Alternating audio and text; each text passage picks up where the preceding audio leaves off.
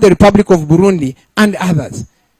The Democratic Republic of Congo is a member of the East African Community. We as Ugandans and other East Africans, for example, I talk about Ugandans, we continue to pay visas to access DRC Congo. Yet they access our country without paying a penny. We need to have a candid discussion around this journey, because we call it a dream, we call it our future. When we meet His Excellency, our President, President Yoweri Kaguta Museveni, he says this is a matter of survival, it's a matter of life and death. This is our future. What deliberate efforts have we put in place to see that we actualize the vision and aspirations of our founding fathers? So in conclusion, I request you to open up, share your views candidly before the leadership. We are going to document them into a comprehensive document which will ultimately be presented to the chair of the summit and all heads of state in the 8 respective countries that form the East African Community. I thank you all and I wish you nice deliberations. May God bless the East African Community. Thank you very much.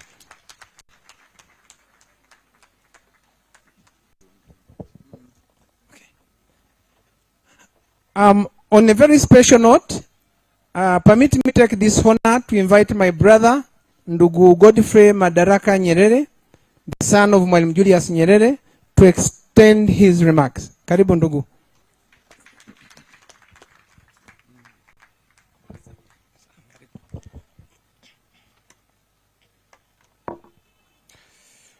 In the preparation of my welcoming remarks, I made reference to the guest list that was presented to me, but I understand this guest list might be outdated, but just so that I don't risk mentioning someone who is already here, I will read my welcoming remarks just as I prepare them. Mama yetu, Mama Miria Obote, karibu sana Mwitongo. Karibu sana.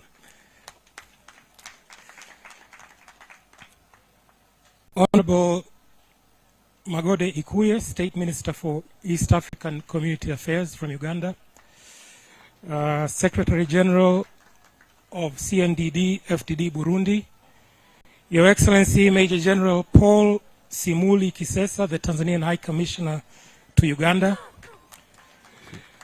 Retired Major General Gregory Mugisha Muntu, Your Excellency, Retired Colonel Fred Mwesige, the Ugandan High Commissioner to Tanzania, Mr. Fadhili Maganya, Chairperson of the Parents Wing of CCM, Comrade Moffat Ngarande from Harare, Zimbabwe, Professor Mwambutsi Ndebesa from Makerere University, and Professor PLO Lumumba. I don't think I've seen him here. PLO Lumumba from Kenya.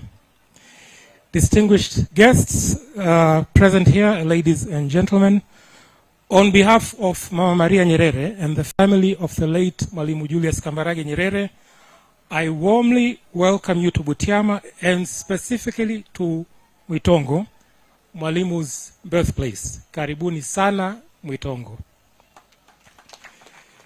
Today is a historic occasion for a number of reasons.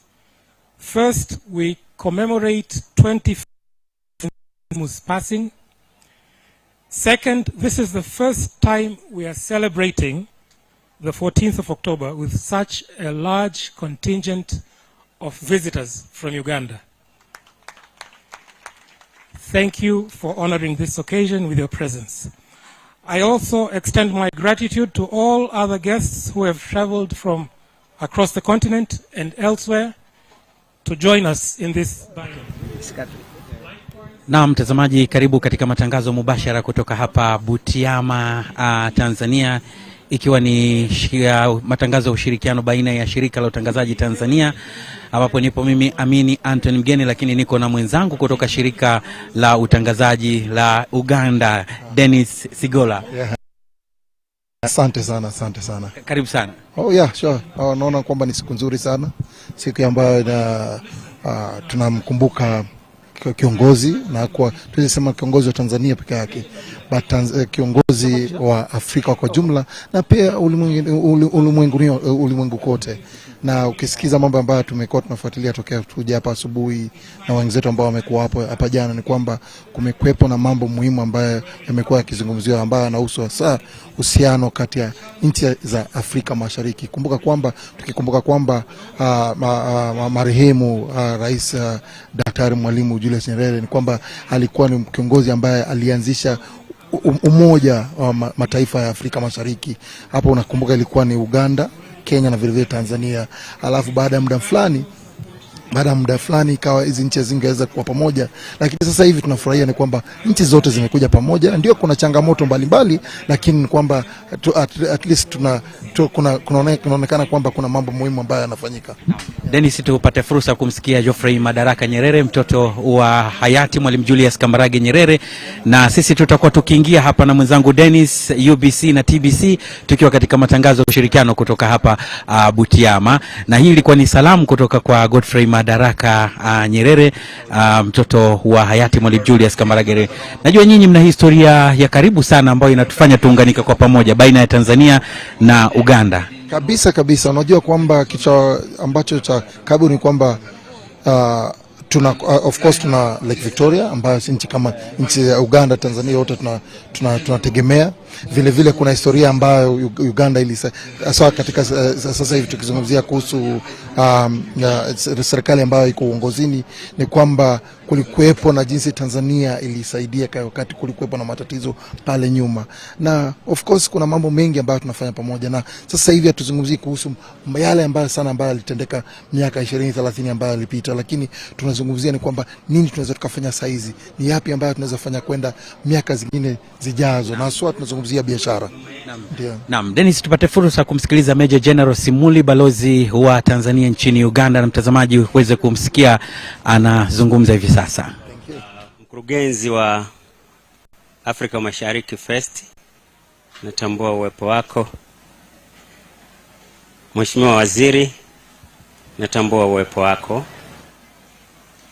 Mheshimiwa Balozi wa Uganda katika Jamhuri ya Muungano wa Tanzania, natambua uwepo wako. Mimi nisipoteze muda kwa sababu najua wasemaji wako kule. Nikimwona profesa pale yupo, najua atawapa mengi sana vijana, lakini mimi vile nitambue familia ya Mwalimu Nyerere kutukaribisha hapa Mwitongo Butiama. Nianze kuomba na mshukuru Mwenyezi Mungu kwa yote aliyotujalia. Tumesafiri kutoka Uganda mpaka hapa sio kwa ujanja wetu, bali Mwenyezi Mungu ametulinda na kutuongoza mpaka tukafika hapa.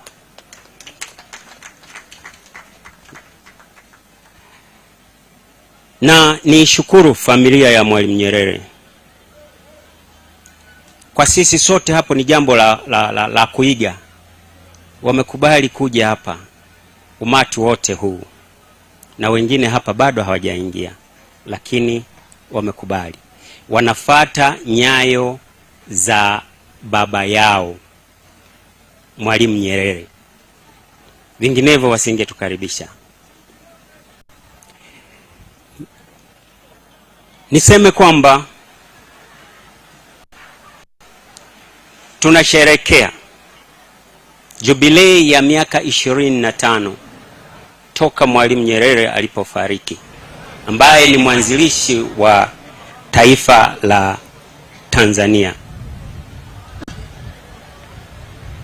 Si mchezo miaka 25, kwa sababu mimi mtoto wangu wa kwanza wakati Mwalimu anafariki na yeye ndio anazaliwa, lakini alishamaliza chuo kikuu na yuko mitaani.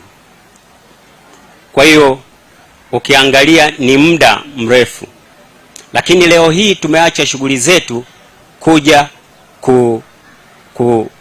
kuungana na familia hii ili tuweze kuzungumza mawili matatu. Najua mtayapata mengi sana kutoka kwa wasemaji wetu ambao mnawaona wako upande wangu wa kushoto. Mimi ninayo machache kama mawili tu kwa vijana, na hasa vijana wa East Africa pamoja na Afrika kwa ujumla. La kwanza, na wasisitiza tuige yale Mwalimu aliyokuwa akiishi. Mwalimu akiwa na umri wa miaka 12 alipoanza shule, alikataa kujionyesha kwamba yeye anatoka katika familia ya mfalme. Alitaka kujiweka sawa na wengine, na ndio maana akaendelea kuwa kiongozi hata alipokuwa shuleni. Hilo ni moja. Kwa hiyo tujiweke kuwa sawa na wengine, tutakuwa na amani, tutakuwa na upendo. La pili ni jinsi gani alivyoiunganisha Tanzania. Kuna mambo makuu matatu. Mwalimu Nyerere baada ya kupata uhuru aliamua Watanzania wote watumie lugha ya Kiswahili, lakini haina maana kwamba lugha hii ya Kiswahili ni ya Watanzania. Hapana, ni ya Afrika. Aliwaunganisha kwa kutumia lugha hii ya Kiswahili.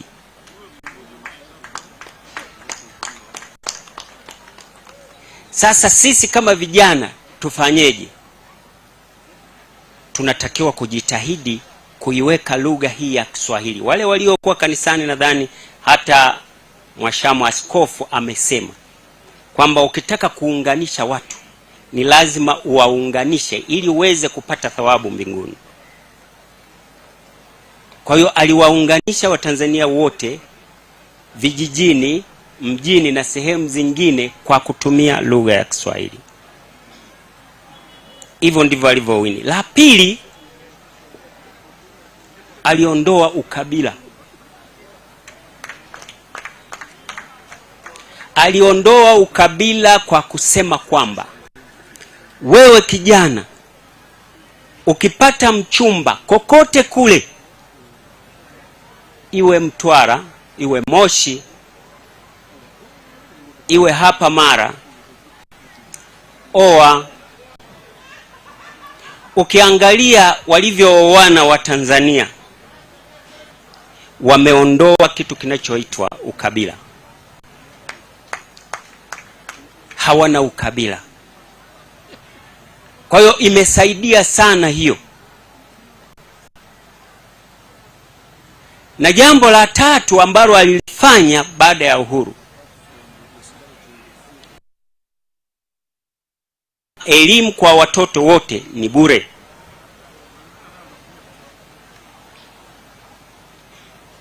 Na tulisoma bure, mimi nikiwa mojawapo mfaidika. Na ukifaulu, kama wewe ni mtu wa hapa Mara, kuingia form 1 mpaka form 6 hautasoma hapa. Utapelekwa kusini, utapelekwa Bukoba, ili ukakutane na Watanzania wengine, uwatambue kwamba hao ni ndugu zako. Na sasa tunalifanya hili la elimu kwa sababu utakuta kuna Watanzania wako Uganda, Kenya, Burundi wanasoma. Sasa inawezekana tunalifanya hili, lakini sio kwa ule msingi. Watu wanakwenda tu kusoma, hawaelewi kwamba anaenda kusoma ili atafute ndugu zake wengine walioko kule Uganda, walioko Kenya, walioko Ethiopia, walioko wapi. Kama ni Afrika Mashariki, wewe kama kijana ukienda kusoma sehemu, hauendi tu kusoma. Kweli unatakiwa usome upate maarifa, lakini katika maarifa hayo unatakiwa uwajue ndugu zako walioko huko, Waafrika wenzako. Umeenda South Africa, wajue Waafrika wenzako na ufanye nao kazi kwa karibu. Kwa hiyo mambo haya matatu yaliifanya Tanzania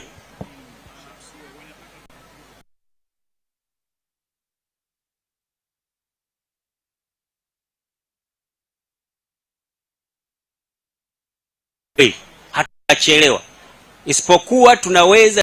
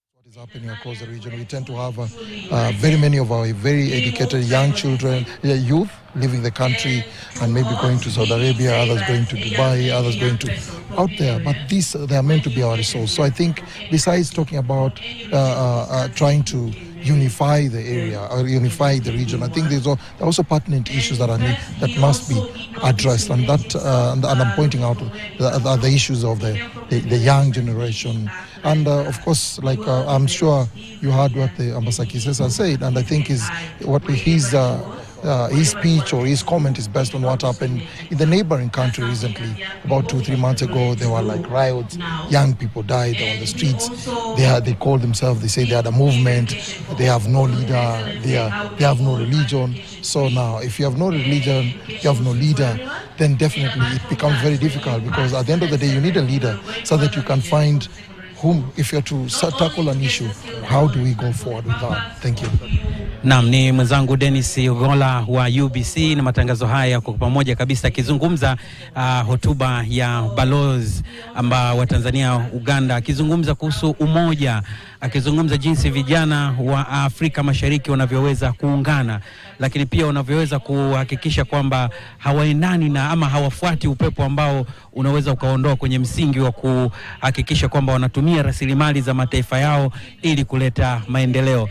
Nikumbuka kwamba vijana wa Afrika Mashariki wako hapa Butiama wakimtumia Mwalimu Nyerere kama alama ya kufanya mageuzi makubwa ya kuhakikisha kwamba angalau wanajua Afrika ilikotoka, Afrika Mashariki ilikotoka, na Uganda, Tanzania, Kenya na nchi nyingine Rwanda, Burundi zilivyotoka. Kwa hiyo ni umoja unajengwa. Somalia, hata sasa hivi tu Somalia pia wameingia wako hapa. Ethiopia pia tunaambiwa kwamba wangependa kuungana na Afrika Mashariki, labda za Mwalimu zinatimia. Yeah, of course zinatimia kabisa. Alafu kuna jambo moja ambalo zilizungumziwa kitambo kidogo na Bwana Tendo, akizungumzia kuhusu kulipia visa, yeah? Nimesafiri sana katika nchi za Afrika, na unagundua ni kwamba kuna nchi fulani hata hapa karibu tu unalipia $50, $100, ila hali tunajiita kwamba tuko katika jamii. So tukisema tuko kwa jamii na nalipia $50, hata kwanza tunazungumzia dola, tuzungumzie pesa zetu sisi wenyewe, tunazungumzia dola za Kimarekani, na una pale ukienda kulipisha unaambiwa unalipishwa kwa dola za Kimarekani. Sasa tunaona ni kwamba tukizidi kulipia inamaanisha kwamba umoja wetu uko wapi? Tunajiita Afrika Mashariki, Jumuiya ya Afrika Mashariki. Hii jumuiya, how does it work? Hiyo ndio swali, kwa sababu tunalipia kusafiri. Na mimi kama raia wa Afrika Mashariki ningependelea kwamba sote tuweze kuingia kusafiri bila vikwazo, au sio? Naona jitihada zinapigwa. Uganda na Tanzania tunaonyesha mfano. Tuna mradi mkubwa wa bomba la mafuta la EACOP wa mfano kabisa ambao unazidi kuonyesha kwamba sasa tuungane katika rasilimali. Na unaona miradi kama hiyo, especially kama EACOP, unaona kwamba ina uwezo wa kuunganisha nchi hizi mbili. Kumbuka kwamba kwanza kuna ushoroba wa kati ambao tunaita Central Corridor, kuna ambao wanaita Southern Corridor, lakini kwa muda fulani hapo zamani ni kwamba ushoroba wa kati ulikuwa unatumika sana kushinda ushoroba wa nadhani kaskazini, Northern Corridor, kati ya biashara kati ya Uganda na vile Tanzania. Lakini kwa muda fulani miaka nadhani kuanzia 70 hadi 90 biashara ilishuka chini kabisa. Lakini katika mwaka wa 2015 hadi sasa unaona kwamba biashara ishaanza kurudi tena katika ushoroba wa kati. Sisi naona tutarejea hapa tusikilize wasilisho kutoka kwa mwasilishaji wengine, na mtazamaji wa UBC na TBC tutakuambia nini kinaendelea hapa. The preamble of my talk and speech to you today is the hand of the Pan-Africanist from Tanzania to Zimbabwe. I have come not just to laud, reflect and celebrate Mzee Julius Nyerere, but also to cause us to take a moment to pause and reflect at the magnanimity and wisdom of the man to whom we owe a lot. Ndugu Madarika Nyerere, how do I break this to you? Mzee Nyerere sired many children. Some of you, which you do not know. Some of us are those children in Southern Africa. In the country of Zimbabwe, where I am from, there is now over 16 million of us his children, grandchildren, and great-grandchildren. We are products of his desire for independence across the African continent, which he built, which he very much built, molded, and shouldered. But as my mind wanders in deep respect for him, I also do not forget to pay homage to Mama Nyerere and to the Nyerere family for your graciousness in being with us, though she's not here with us today. Ndugu, you are representing her. For to Mama Nyerere and the family, I must say, I am in awe of your great character.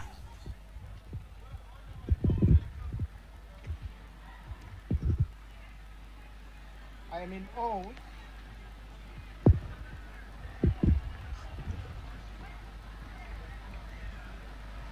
I am in awe. I am in awe of your great character and love back then that allowed you to share Mzee with the people of the great republic and the great people of Republic of Tanzania, as well as the greater expanse of Africa. By his side and behind the scenes, you supported, and your support for Mzee, your counsel and comfort in those times when in frustration within him, sorry. Thank you.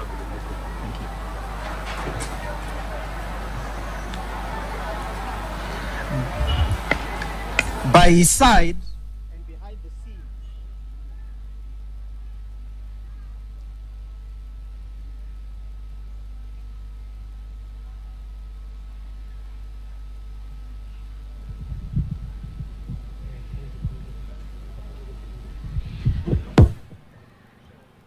Na mtazamaji wa TBC1 na UBC, ni mwakilishi wa Zimbabwe anaitwa Comrade Moffat Ngarande akihutubia hapa Butiama katika kumbukizi ya Mwalimu Nyerere. Basi tuendelee kumsikiliza na baadaye tutakupa maelezo zaidi.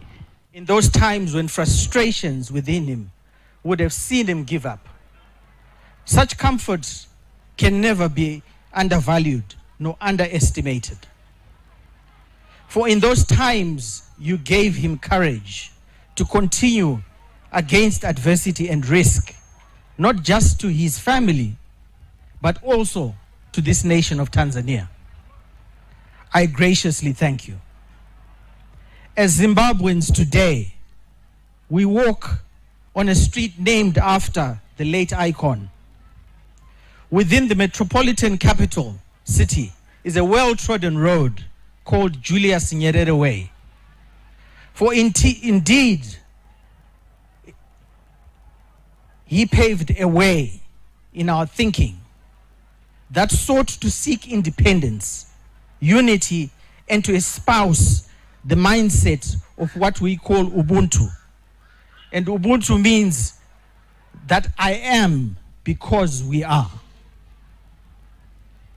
In 1961, Tanzania, when you gained independence from the British colonialists, Mzee Nyerere was cognizant that that other fellow brothers were still in the shackles of colonialization and depravity.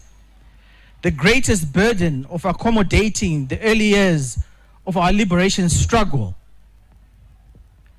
stalwarts in Southern Africa, was carried by Tanzania, leading into the formation of what was known as the frontline states, becoming SADC. In April 1975, the frontline states, then consisting of Botswana, Lesotho, Tanzania, and Zambia, were formally recognized as an entity and as a committee of the Assembly of the Heads of State of the Organization of African Unity. The proximity of the other countries I have just mentioned, Botswana, Lesotho, Zambia, to the apartheid South Africa, which was still under apartheid, militarily, and a country which was militarily strong, as well as intertwined economically and socially, meant a coordinated approach was required as the flames of freedom spread southwards within the African continent. Future generations, such as myself and others, would not dare to dream, to hope for freedom without the way, the foundations of thought, and indeed the actions of Mzee Mwalimu and others. It is this way of solidarity, togetherness, cohesion that today brings us from various corners of this great continent to pay homage and remembrance to Mzee Nyerere, the people of Tanzania, and to others like him who crafted a vision of togetherness, harmony, love, and a hunger for independence. The tone being that, in spite of our differences in language, separated by borders that are not of our own crafting, we should, and indeed we must, endeavor to find common ground and to build not just for ourselves, but for generations to come. Mzee Mwalimu, the teacher, forever casts his great legacy over us, that without teaching, understanding, being accommodating, and hospitality, we cannot build anything as a family. One continent, as we strive for the next battle for economic freedom and prosperity. As today we are found here, we must pledge and re-pledge to always seek to be united, to focus more on those things that unite us rather than those things that divide us, and also lay in our small ways a path for those to come to walk on, learn from, and be mindful never to forget the sacrifices done by Mzee and his generation. We must also be mindful that without sacrifice for the greater good, the dream of a better prosperous tomorrow can and shall always be a phantom and a dream. May we seek to not to stain the memory of those gone before us, and commit to foster unity, peace, and also to pass on the baton to the next generation to go forth and bring economic prosperity. The teachings we learned, we must also hold them dear to our bosom and give them to those to come, through and in our actions in protecting jealously the resources of this great continent. It is only in action, persuasion of others, that we give true reverence and homage to the great Mwalimu Julius Nyerere. Though diverse in language and location, we must always seek to be one in prosperity, in progress, in ambition. As I conclude, let me say, I am here only because he was here. Let me leave this with you as we go into our deliberations. It is better to be than to seem to be. And that, well done, is better than well said. To Mama Nyerere in absentia, I wish her maisha marefu. And to Africa, I say, one Africa, one people. Asante.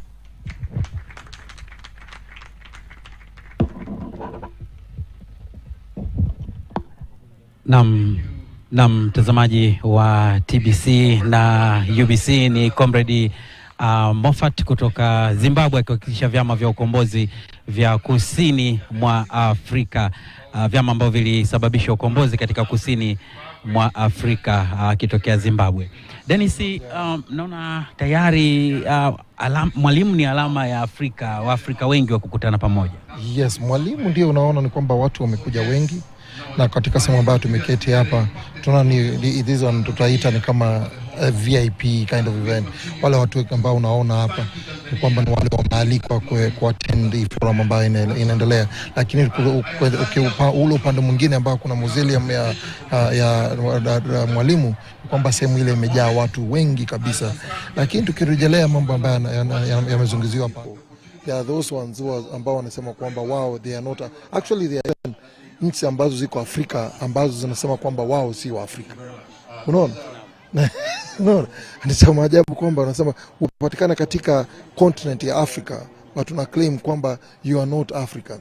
Unaona, inakuwa ni vigumu sana. Tunajua na tukiwa na tournament ya mpira kama mpira ambao unakuja hivi karibuni ambayo tumefanya bidding Uganda, Kenya na Tanzania, naona ni kwamba hao ni nchi tatu za Afrika Mashariki. Na kwa na tournament kama hiyo napata hizo nchi ambazo zina claim kwamba wao sio nchi za Afrika wanacheza ama wanahusika katika hizo mchuano. So ni hivyo tu, ni kwamba tukiendelea kuwa na changamoto ni kwamba ni sisi wenyewe ambayo ni sisi wenyewe tutaumia. It is us to suffer in the long run, because when very many tariff barriers, when our people cannot visit each other, and we have this water body whereby you hear there are clashes between one community and another community. It's really difficult. It tells you that we really have a long way to go. But meetings like this, conferences like this, mikongamano kama hii hapa ambayo tunayo hapa Butiama, tunatarajia kwamba itakuwa ya umuhimu, itatusaidia kupunguza matatizo ama kureduce some of these tunazita barriers ambazo tunakumbana nayo kama raia wa Jumuiya ya Afrika Mashariki. Naam, na ni matangazo mubashara ikiwa ni TBC1 ya Tanzania na UBC Uganda. Na sasa tusikilize moja kati ya wanafunzi ambao wako hapa Butiama, wanatokea Uganda, wamekuja hapa kubeba ujumbe na wanawasilisho lao, tuwasikilize. Is it not a credit? It is a question to sound and test all our mind for the Africa that we look forward to. Be blessed as you keep watching.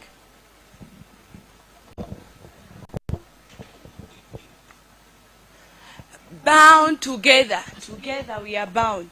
Family together under one bond. This great bond, the bond of knowledge. Under same roof, one roof, the East African community. Mothered and nurtured by our presidents. The East African presidents, the mother. Indeed, your child has grown. The East African community is now a giant. Is it not a credit? Is it not a credit to bear a child? Bear a child and then it grows. No mere growth but development. This pride. The pride of a parent to see this happen. Swimming in challenge, the child will sharpen. With our great countries, a step has grown. Looking for market, at first it was. Now, we have the custom union. Whoever yearns for something noteworthy, whoever yearns for something not good. A tree with fruits will get more stones. The East African community, a tree with fruits. Is it not a credit? With good morals, the countries were set. Paramount custom unions that traders is to carry out. Across all borders. Using the East African currency, we shall all have to sway, so that the currency does not lose its value. Abiding with the law, indeed it pays. Abiding with the law, indeed it pays. For no success will come from folding hands. No success will come from folding hands. Teamwork in this trading will make a turn. Working as a unit, so you work and earn. Integrity are a good cause. Please, let us keep the political federation in East Africa. Is it not a credit? Her Excellency Samia, the President, people like you are very rare. You serve Tanzania with love, passion, and peace. Shall we forget your love? It's now 4 years with you balancing the boat. Shall we forget her care? To her, is it not a credit? No, it's not a credit, but a distinction. Above all, we thank all the East African presidents, the way they sat to come up with this cause for appreciation. Dr. Milton Obote, the late Mwalimu Julius Nyerere. It's now 25 years down the road, but the legacy you set we can't forego. To us, the young leaders, you still live freshly among us, because by your motivation, we serve, we stand, and move. Oh, the late Jomo Kenyatta. The pieces apart they brought for togetherness, forming the strength we are proud of now. To the young generation, our strength lies in getting united. Remember, united we stand, divided we fall, united we stand. Is it not a distinction?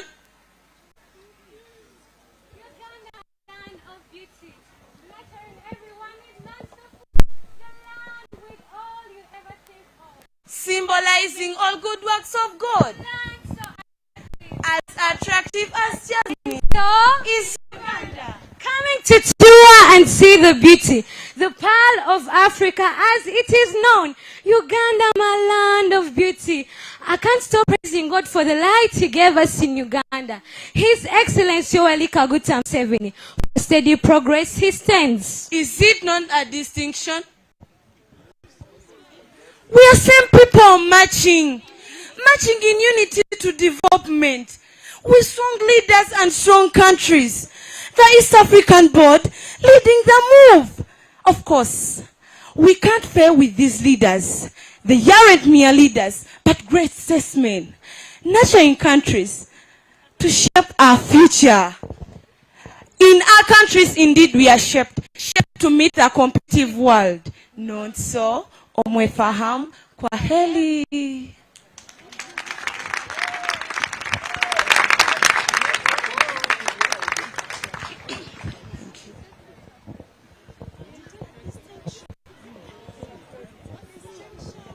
Asante sana jamani, mmesikia maneno mazuri kutoka kwa vijana wadogo kabisa. Naomba tuwaongezee makofi yao jamani, makofi hayajatosha. Alafu tangu tumeanza tumekuwa tunawataja vijana sana. Vijana tupo kweli humu ndani leo? Vijana tupo? Sijasikia. Vijana tupo? Young people, are you hearing? Are you here, young people? Okay. Those ones are from Prince Joseph Academy, Namagunga. Thank you very much. Another round of applause for those young people. Thank you very much. And so we continue. Let me again ask you, and I'm not really ordering, I'm only kindly asking, in the interest of time, for us to try to be precise and concise, because we are going from here back to Dar es Salaam, Kampala, Kigali, Mogadishu, Kinshasa. Let us factor in that, so that we try to be as brief as we can, but also bring out the information as much as we should. Because remember, we have the most important thing, which is the dialogue. And we're not doing so well on time. Okay, may I now, at this juncture, invite Professor Mwambutsa Ndebesa from Makerere University. Let's welcome him with a round of applause.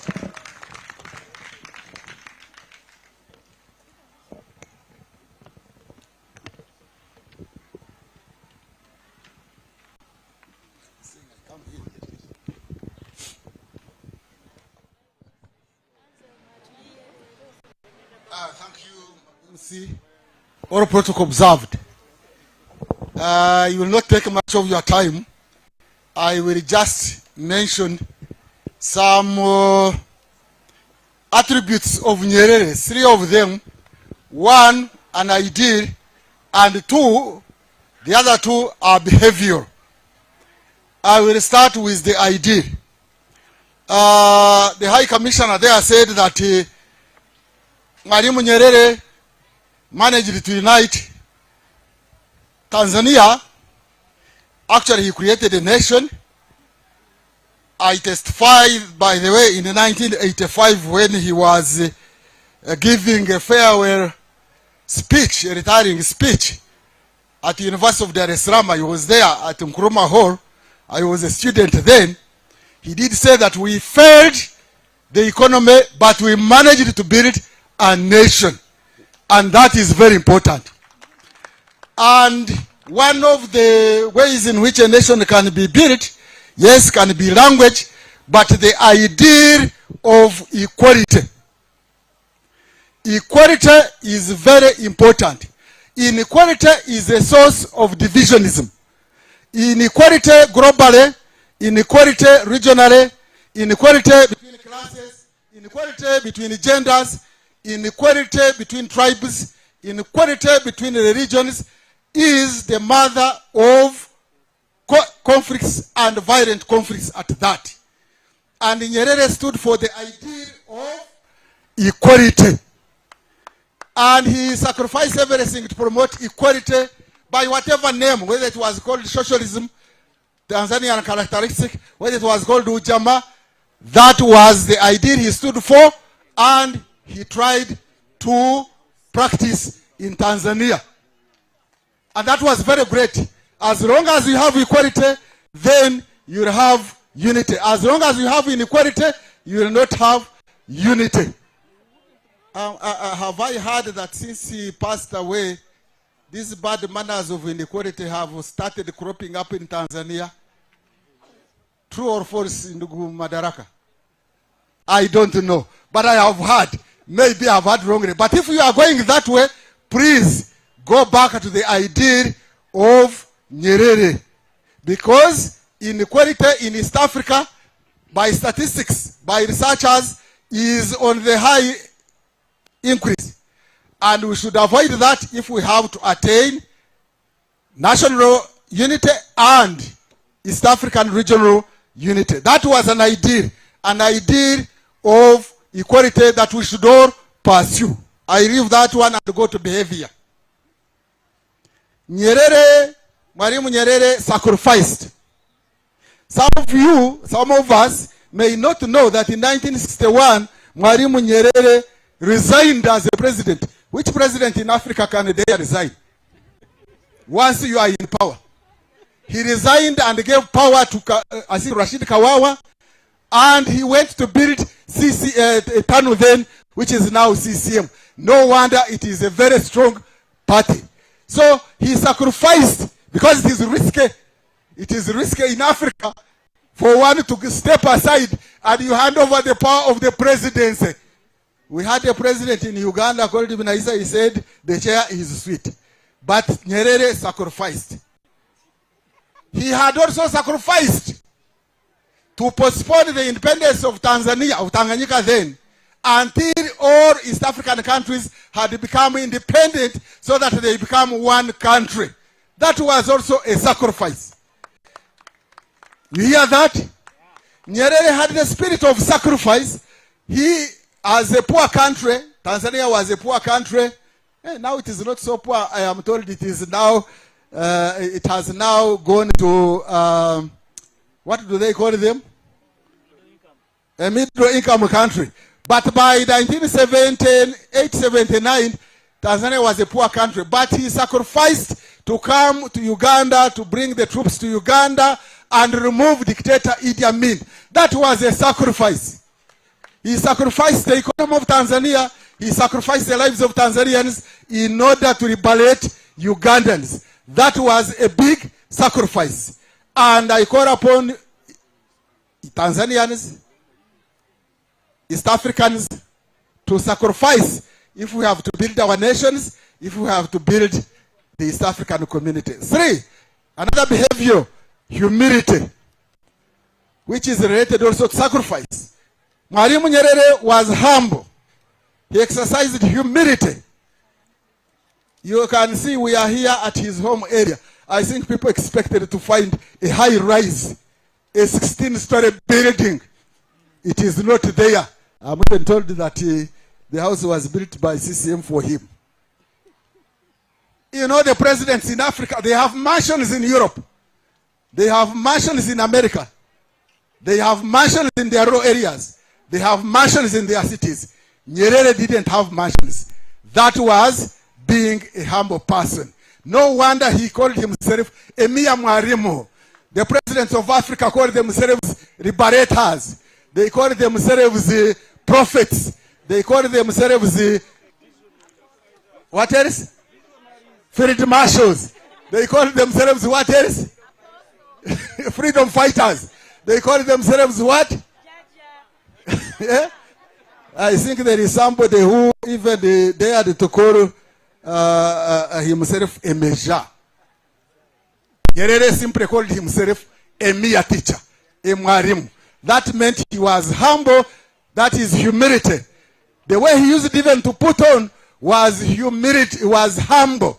And so we need, as young people, especially you young East Africans, you need to be humble, you need to sacrifice, you need to have those two behavioral characteristics, but above all, you must struggle and sacrifice to make sure that there is equality in East Africa.